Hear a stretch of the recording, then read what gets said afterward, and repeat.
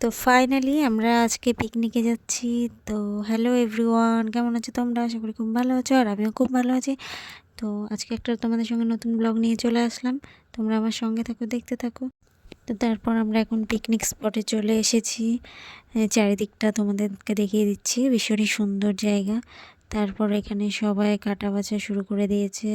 একদিকে ময়দা মাখানো হচ্ছে, কারণ আমাদের টিফিন এখনো হয়নি। তো কড়াইয়ে তেল দিয়ে দেওয়া হয়ে গেছে।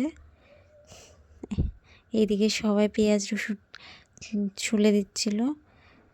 তো একটু হাই করে দিল ওই দিদিটা, তারপরে আমাকে ডাকলো, আমিও একটু হাই করে দিলাম। আর এদিকে আলু ভাজা হচ্ছে ঘুগনির জন্য।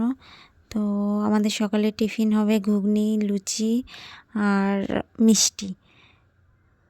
তো এইদিকে এক এক করে লুচিও ভাজা হয়ে যাচ্ছে।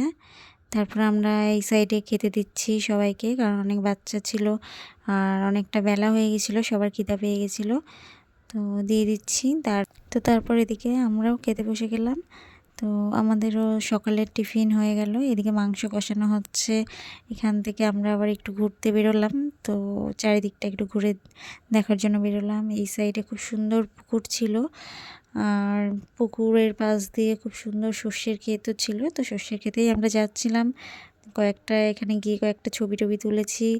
তো তোমাদের সঙ্গে একটু ভিডিও শেয়ার করে নিলাম তোমাদের সঙ্গে। তো কেমন লাগছে সর্ষের ক্ষেতটা তোমরা জানাও কমেন্টে।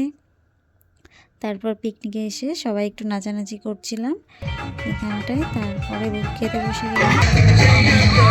ছিল পোলাও, মাংস, স্যালাড। তোমাদের ভিডিওটি কেমন লাগলো প্লিজ কমেন্টে জানাও। ভালো লাগলে লাইক কমেন্ট শেয়ার করে দিও প্লিজ।